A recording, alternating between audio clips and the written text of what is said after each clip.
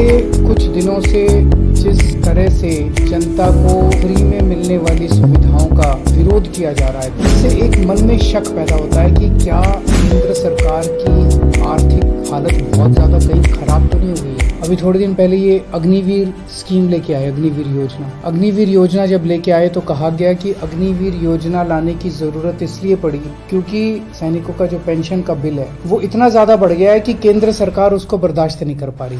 आजादी के बाद से आज तक पहली बार ऐसा हुआ है कि कोई केंद्र सरकार ये कह रही है कि हमारे से सैनिकों की पेंशन का बिल बर्दाश्त नहीं कर किया जाए। सैनिकों को पेंशन देके हम एहसान नहीं करते, सैनिक हमारे ऊपर एहसान करते हैं जब वो बॉर्डर के ऊपर अपनी जान दांव पे लगाते हैं। 8वां वेतन आयोग केंद्र सरकार ने कहा है कि अब हम 8वां वेतन आयोग नहीं बनाएंगे। 8वां वेतन आयोग क्यों नहीं बनाएंगे? कह रहे हैं कि हमारे पास पैसा नहीं है, पैसे की कमी है। केंद्र सरकार के पास अपने केंद्र के कर्मचारियों का वेतन बढ़ाने के लिए भी पैसा नहीं बचा। मनरेगा केंद्र सरकार कह रही है हमारे पास वो पैसा भी नहीं है देने के लिए। केंद्र सरकार जितना टैक्स इकट्ठा करती है देश भर से, उसमें से एक हिस्सा राज्यों को देती है। अभी तक ये था कि 42% उस टैक्स का हिस्सा राज्यों को देना होता। पिछले कुछ वर्षों में ये भी घटा के 29-30% कर दिया गया।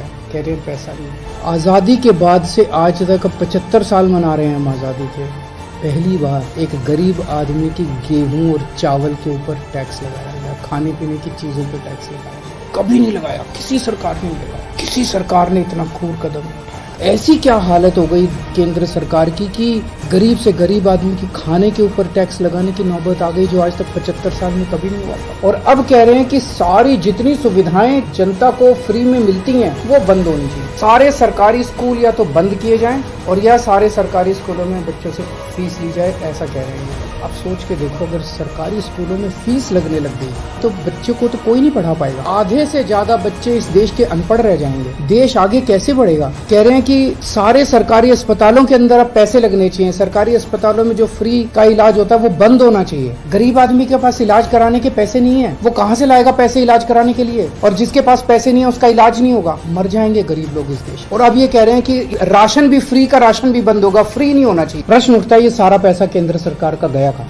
इन्होंने अपने दोस्तों के, इन्होंने बहुत सुपर रिच लोगों के, अरबपति लोग हैं, ऐसे ऐसे लोगों को इन्होंने 10 लाख करोड़ रुपए के कर्जे माफ कर दिए। इनमें जितने के कर्जे माफ किए, कई इनके दोस्त हैं। किसी के 7,000 करोड़ रुपए माफ कर दिए, किसी के 10,000 करोड़ रुपए माफ कर दिए। अगर ये कर्जे माफ नहीं किए जाते, इतने करोड़ों हजारों लाखों करोड़ रुपए के अगर कर्जे माफ नहीं किए जाते तो इनको खाने पीने की चीजों के ऊपर टैक्स लगाने की जरूरत नहीं पड़ती। अगर ये लाखों करोड़ रुपए के कर्जे माफ नहीं किए जाते तो आज इनके पास सेना के जवानों की पेंशन देने के लिए पैसे की कमी नहीं पड़ती। एक और चीज पता चली है, अरबपति सुपर रिच लोगों के इन्होंने बड़ी बड़ी कंपनियों के 5 लाख करोड़ रुपए का टैक्स माफ कर दिया। एक तरफ तो कर्जे माफ कर दिए और दूसरी तरफ इनसे जो टैक्स लेना था वो टैक्स माफ कर दिया। गरीब आदमी पे टैक्स लगा दिया। आपके गेहूं, आपके चावल, आपकी दही, आपकी छाछ, आपकी लस्सी, आपकी गुड़, आपकी शहद के ऊपर टैक्स लगा दिया। इस देश का आम नागरिक आज ठगा हुआ महसूस कर रहा है। इस देश का आम नागरिक आज धोखा महसूस कर रहा है।